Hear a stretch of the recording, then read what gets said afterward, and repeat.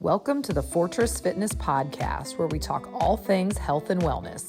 Your hosts today, Clay and Aaron Snellgrove and Bruce Thomas. Special guest appearance by Reggie. All right. So we sit here in the middle of November. Finally, the temperatures dropped just a little bit.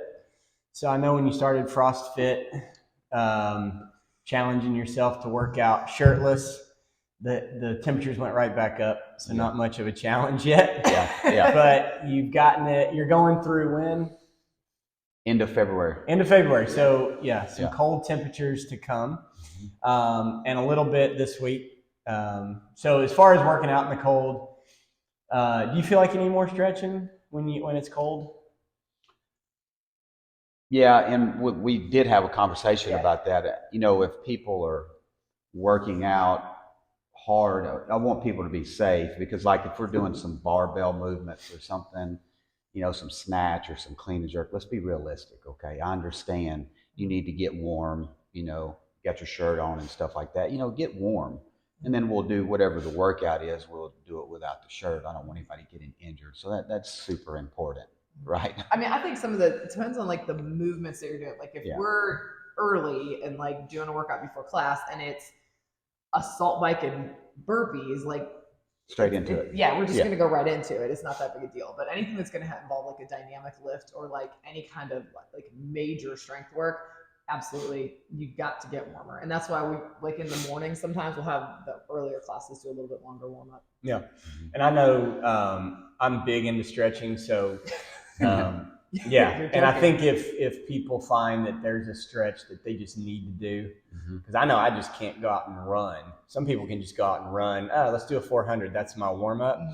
I can't just go out and run a 400 even for a warm up. I need to warm my feet up, work my Achilles a little bit and stuff like that. So cold weather coming, I would say if people do have those things that make them feel better, take a little extra time. But yeah, that's what we tell them to come before class too. Like if they need a little bit more. So the FrostFit challenge will probably be kicking in. If not November, maybe December. Yeah. But something, you know, when we started, it was in the 20s, you know, and you were acclimating in the 30s. And then so I noticed there was a transition that something happened, you know. Some people, I mean, it's in the 40s. Some people feel that that's cold, but I think in your mind, there's a transition that happens. Like, I'm just doing this now and I'm not thinking about it. It doesn't affect you as much. Like you're just kind of like, I'm cold, so what?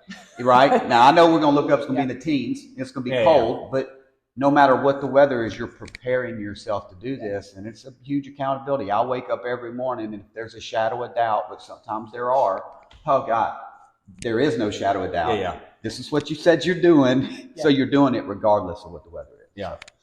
So, you know, and that leads right into, you know, showing up at the gym, whatever workout's on the board, you're going to do it.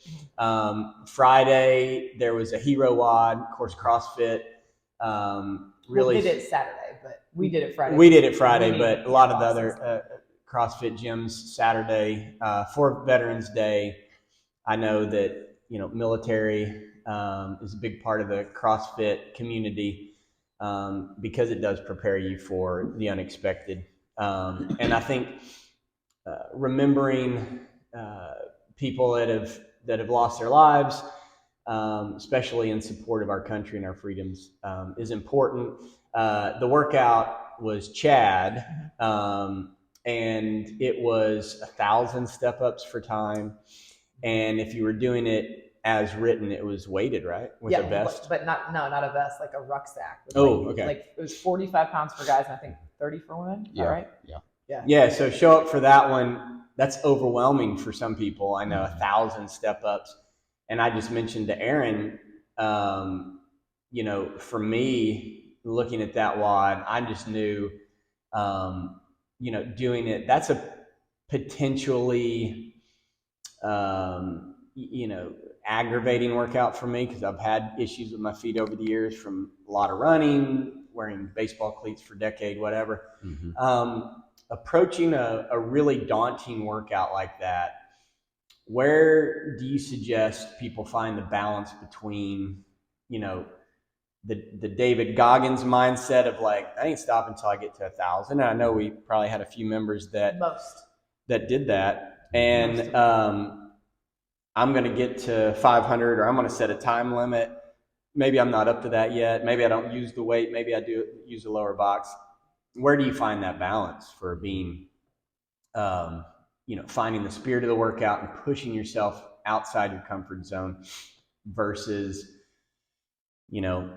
a workout like that, maybe it sets you back for 4 days to recover, so you're not really doing anything else for 4 days. That's okay. But you don't want to set yourself back for 4 months because you do something. You know what I mean? So where do you find that balance? Well, there's a bunch of things we can say. For the class, I know that Fortress did a good job with, you can also team up with a member, right?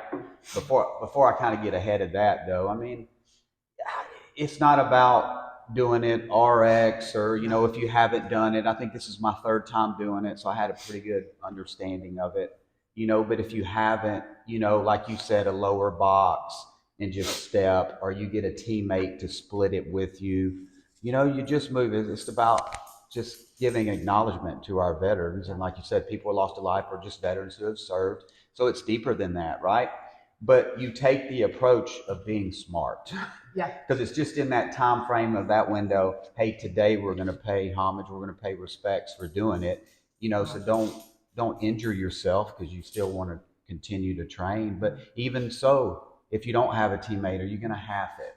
You know what I mean? On a lower box, just stepping up and stepping down. So there's a ton of approaches. It's just about that moment, Yeah. And we have people that, even if you cannot, like if stepping on a box is just absolutely not going to happen for you. Maybe you're in the middle of like a major plantar fasciitis episode.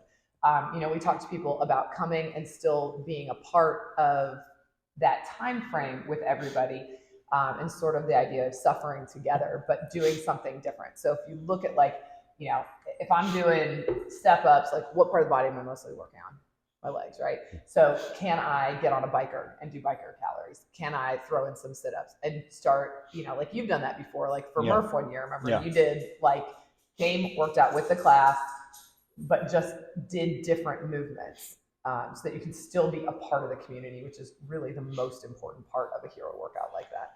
Well, I tell people when I've been coaching, had, maybe somebody new come in, and I've sort of adopted this approach. It's like I've got a long time, basically the rest of my life, to sort of become awesome. Mm-hmm. So like with Murph, if it's the first time you've done it, err on the side of like, I'll scale it. Maybe I'll do it with a partner. And it's going to come back the next year, right? Especially these hero odds. So the first time you do one, if you don't feel wrecked or whatever, like, hey, it's coming around again. Note in your journal or on your app, what did you do? I teamed up and I did it at 16 inches. So, next year, okay, maybe I do it 20, or maybe I add weight or whatever. So, right. Yeah, it was, I saw a lot of people. What was it? Like an hour, people working for an hour. It was pretty impressive. No, we had one member that took over. It was between 2 and 2.5. And it'll get me tore up if I think about it too much, but, she came, she did it in a vest, and started on a higher box, and about 90 minutes in, she went to a lower box. She's not, in terms of stature, like she's much, much shorter than I am. And I tried to explain to her, I said, you're 5'1", I'm 5'9". Like you going to a 12-inch box, me going to a 20, that's 8 inches difference. That's literally the difference in our heights. Yeah. And she absolutely refused to quit. Like at no point in time, I'm not. She's like, if you let me stay out, I'm going to finish this. And it took over 2 hours, and it was probably the most powerful moment I saw the entire day. Yeah. Because I saw how her demeanor in the middle of it, and that you could tell how hard it was getting. Yeah. And I looked at her and I said, are you okay? Anything, like injury wise, like, is the area or something, is there a problem with your joint? She said, no. She said, it's just hard. And I said, do you know the history of this workout? And she said, I know all about it. And she kept moving. Yeah, that's great. And it was, it was really amazing. I wish everybody could have seen that. Yeah. It's cool too, because these are the ones that we do each year. So it's a good measurement, and it's cool to be able to prep to do those. And like you said, you've got time to be a badass. Yeah. we Over we time. we Got a years, long yeah. time. We got So a long time. use that as measuring sticks. That's Yeah. super cool. Yeah. And Yeah. if we're, starting to pay attention Our to, guest star. what we put in our bodies, how we move our bodies, which is the spirit of what we do, Yeah. At Fortress and what everybody does. So, Yeah. now speaking of which, we've got years hopefully to do that. Mayhem, Rich Froning's group, that has a huge space in the CrossFit community.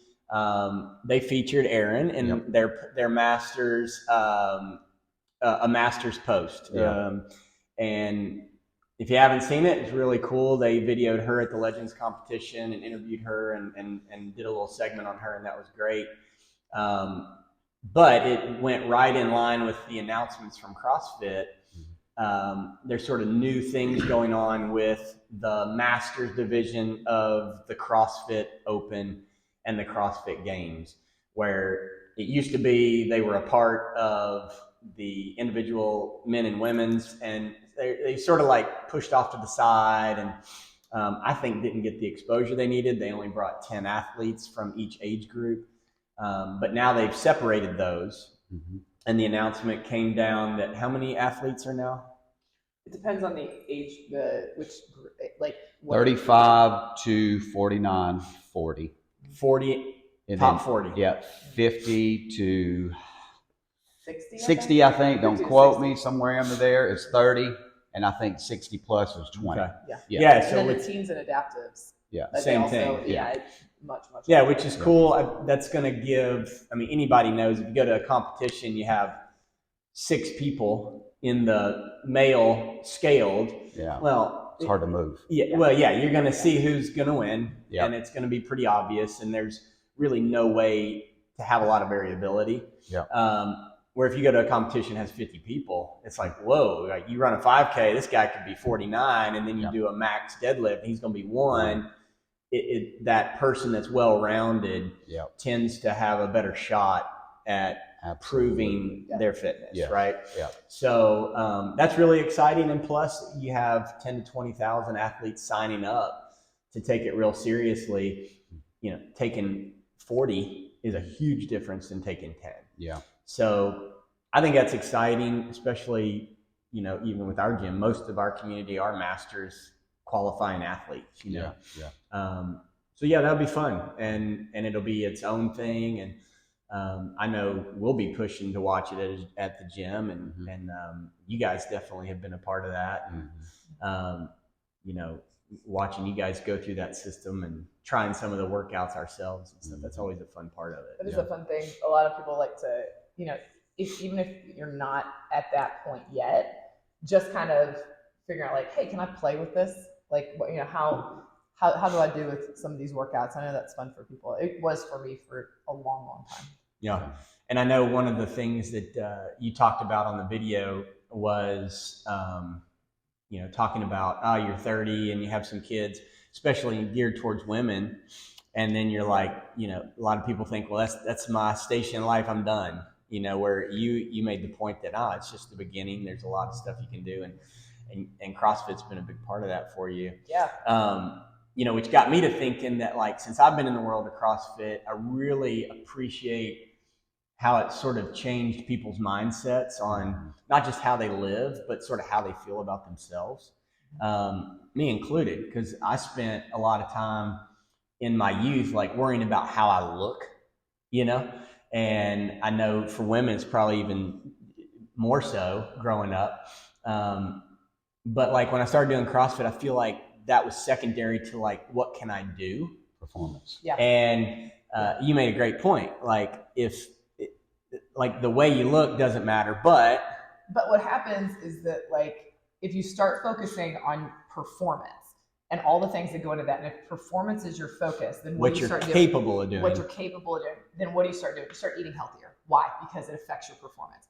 You start sleeping better. Why? Because it affects your performance. So you start incorporating these incredibly healthy habits, and what happens is your body automatically changes when you're focused on that performance aspect, and you end up looking better by default. Yeah. And that's what's so cool about this is, you don't have to wait to feel like you need to be a certain size or a certain weight.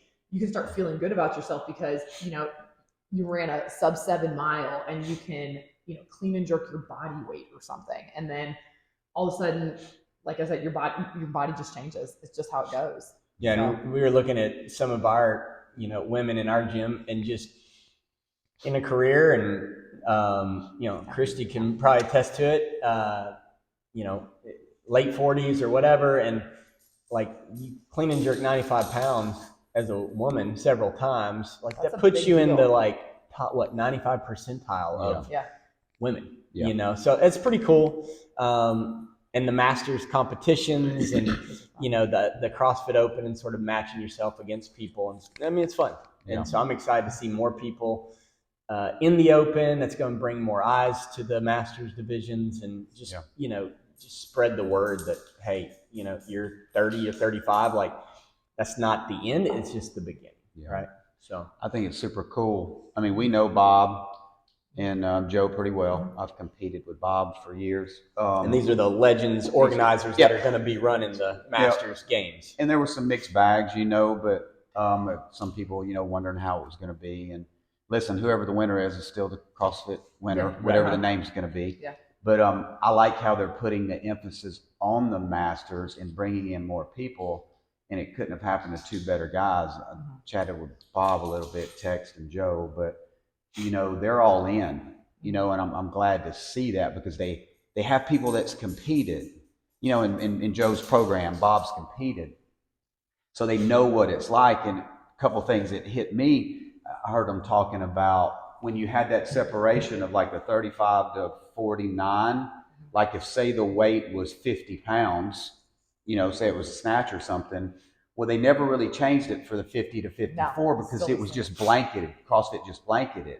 And they would say stuff like, well, why shouldn't it be like 45 pounds maybe? Just talking, but meaning they're putting the thought into the masters of each division and what the workout should be. So I think you're finally going to get a very focused energy on each age group and not be so much blanketed and make sure it's a fun competition. So, I mean, it's super exciting, you know? I want to know where they're going to have it. Yeah. Yeah, that's the last piece. I mean, like, where will the Masters compete? I think you mentioned something about like them wanting to do, like have it to be wanting it to be in California. That's where they're at. I mean, that would make sense. Easier for them logistically speaking. So I'm sure it'll be a great venue. He did say something. This is the other side of it too, how I can tell they're very focused, and I don't know how much this is true or if they'll be able to do it, but they know that the expense that it costs to travel. They know families got to take vacation. So they want it in a venue which is really cool. So it can be like a vacation. So there's things to be able to do. And when I get a chance to talk to them, I was going to ask them about that. But I mean, that's super cool because that's always a concern with us. You want to take your kids, you want to do stuff. So I get it, you know, so I know they're going to do a good job. Yeah. Well, you know, we always talk about, you know, what we're drinking today. And Reggie. So in my coffee, I used to do sort of some functional mushrooms and ran out of what I used. And so you gave me. I got you the X Endurance stuff. So I've been doing those. And it's funny with the supplements, you know, anytime you do like a protein shake or a, you know, AG1 or Athletic Greens or whatever in your, you know, element in your water or whatever, there's always a little bit, if it's different, you know, there can be a different taste, different sensation. Yeah. But I feel like even if it's subtle, when the body likes what it's taken in, it starts to associate that taste with the feeling. Yeah. So it doesn't, now I'm not sure I ever got used to like, what was the seaweed thing? I did. There was a powder that was powdered seaweed. It was chlorella and spirulina. And we would put it in the smoothies, and it would smell like fish. I never got used to that, so I don't know if my body wasn't reacting immediately enough. It's good for you. Yeah. But I've gotten used to the X Endurance creamer with adaptogens. Yeah. And the protein shakes that they're good. That I'll take after, like I associate with that taste with, I think, probably what my body wants at the time. You know? So, I mean, have you noticed any supplements that you couldn't stomach that never tasted good, you just had to force down, or did you sort of get a taste for them? Oh, I've had some that are terrible. The athletic green stuff, man. I just can't. You're still not. I just can't do it. So I mean, with Aaron making my food though, so I'm good, man. I got plenty of Yeah, vegetables. you're gonna get your vegetables by making. I can't get athletic greens, man. I never stay consistent because it's like I was. I didn't think it was bad, but I do like the extra because it's vanilla and it's the collagen's already in it. Yeah. So that stuff to drink is. I didn't try that one. You haven't tried it? Maybe that was good. Oh well, Yeah. when's that next order come? Because I'm out. Yeah. There are only 20 servings in the bag though, so like you don't. It's not like a full month. Although Yeah. I mean sometimes I don't remember. Yeah. But no, it actually tastes good. I've tried a couple different ones, and I think they're all like. I think the athletic greens are fine. I can stomach them probably a little better than you can. I like because it tastes like just like vanilla, period. So it's a little bit easier. I've tried the ones. I want to say I tried the Jocko ones. They had like some pineapple. That was a little bit more like, ooh. But I know some people love those. But I mean, the X Endurance ones, I like those ones best. And I like that the collagen's already in there, so I don't have to. It's one less thing to mess with like my coffee in the morning. So I was putting collagen in my coffee, and now I don't have to do that. I drink that with like one of my meals. Yeah. And it makes it really easy. And it's got like it's protein and the greens together. Yeah. So that's great. Well, Thanksgiving's just around the corner. We're gonna have the CrossFit or the Fortress Friendsgiving. Yeah, so guys, that's November 18th from 6 to 8 p.m. here, and I need your tables. Yeah, okay. So we'll have sort of potluck style. I know, the last time we did something here, there was some really good stuff. And of course, you go to family, whatever. Oh, yeah. There's a lot of tradition, a lot of memories to be made around good, maybe not as healthy food, and you always eat to excess, at least I do. Is there any strategies that you have? I know for me, if I'm sitting around with family, I'm drinking coffee, I'm drinking wine, and like trying to stay hydrated is important. We always used to say we get sick like after Thanksgiving because all we drink is like coffee and wine for like 3 or 4 days. I mean, I don't really drink anymore, so like that's not a big deal. Yeah. And I like coffee anyway, so that's not a problem. What about a protein shake before you sit down? I mean, that's not a bad idea. Just to feel a little more full. Yeah. People get out of their regimen. Yeah. And I always have a protein shake after I work out. So, I mean, I'll stay on that. But, me, I get a plate and I don't do what Cousin Eddie does. You ever notice? I mean, people their plates, man. They're like it's a mountain.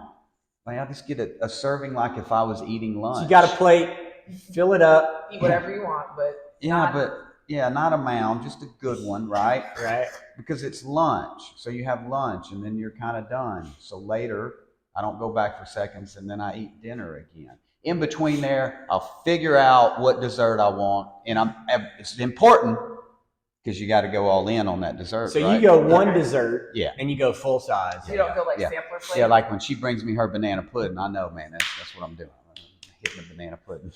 I know we always have several dessert options. Well, there's everywhere. My family is the worst though, because when you go, it's my mom's side and my Uncle Rick and Aunt Marlene's house, because they have this thing they call the DPP, which is desserts per person, and they're not talking about individual. They're talking about like whole pies. So what they aim for is greater than one, so that they have enough dessert that each person, if they wanted to, could have like the whole pie or the whole cake. Yeah. And then they also do things like put an entire can of whipped cream and butter in the shape of a turkey. Everybody has their own butter turkey and whipped cream. So you can destroy days of training. Days and days of training. In one so I'm all day. For have whatever you want, but I would personally rather steer on like the healthy side of Thanksgiving, like turkey, baked sweet potato, some roasted Brussels, sort of more my like normal. Like a normal meal, but Thanksgiving style, and then hit one really great dessert. Now, one thing that I thought was a little funny when we did it, but looking back, I'm like, what a cool idea. Was it Christmas or Thanksgiving that we set the rower up and our whole family rowed? Oh, that was great. Yeah. Yeah, you made us row. I did. We rowed a marathon as a team. Just somebody was on the rower for like 4 hours. Yeah. And when somebody had to get off, they would yell for somebody else to come sit on it, and so it'd be like people were doing, 5-10 minutes of rowing, and it's like we had 8 or 9 people there at the house, and just while everybody's fixing dinner, somebody had to come take a shift, and we end up rowing a marathon as a family, right? I mean, I did. Sneakily, like kept everybody out of the kitchen because they were all listening to music in the garage, and they did that. Julie Fouché did that. That's the reason. Oh, is that where it came from? The year before, and I was like, "We're gonna do it." So, and she did that with her family. Yeah, and you had a big old chart on the whiteboard. Oh, with okay. everybody's times and how. Could I eat extra banana pudding? 100%. Yep. You want to come do that? Yep. Okay. That sounds great. So maybe whether it's a family walk or something cool like that, it might be fun to start a new tradition that has a little bit to do. I know a lot of people do the turkey trot. It's the 4 miler. Yeah. We've done that when we've been in town. Mm-hmm. And even if it's hard for me not to take a run seriously, but even if it's just, hey, let's all get out of the house this morning and go walk 4 miles as a family. And if there's some athletes in the family, they can run it or whatever. But just making those holiday traditions and memories maybe something a little more healthy. Yeah. I wonder if there's something to that. If you wake up and you're like, it's holiday. I'm going to go. And you're just gorging to eating all day. Well, if you wake up in fitness and doesn't have to be anything crazy, or say it's a run, are you in a better state 100% to make good choices through the day? Yeah. I don't feel like, I love all the indulging and a little bit of trying a little bit here and there, but when I go overboard, I don't feel good for a good couple days. Yeah. And I don't know, it's just not worth it to me. Yep. All right. Well, I'll tell you what, I hope to see everybody at the gym. We got the Friendsgiving coming up. I think this Friday, we're demoing a new hero watt, if I'm correct. We'll have to ask Todd about that. Yep. He's not here today, but he was sort of championing that. But I think there is something coming up this Friday. And also your birthday. Yeah, birthday watt, I think it's going to be Monday. This Monday? Not this Monday, but the 20th. And that'll be a lot of fun. And it's one of those where you can push. And it's miserable, but it's in a good way. It's in a good way, and for me, it's very safe. I never end up. I just feel miserable, quads exhausted and stuff, but no really joint issues. So hopefully everybody will jump out and get on the board for that. That's when we come back year to year and have the boards and see where everybody's at. And maybe we bring the Echo bike up for Clay. We got two. I've got one and you got one, so we're gonna bring both of them. Yeah, maybe. You got a truck. I know. You got a truck. Yeah, you can come bring that. Come to the house. We'll get the Echo bikes. We're bringing them up. Or some we need to change it. You can't always do the same thing. You got to change it up a little bit every once in a while. Well, we might have to do that. Yeah. All right. Well, hopefully everybody has a good week, and we'll see you next week. Thank you for listening to this episode of the Fortress Fitness Podcast. Don't forget to like and subscribe.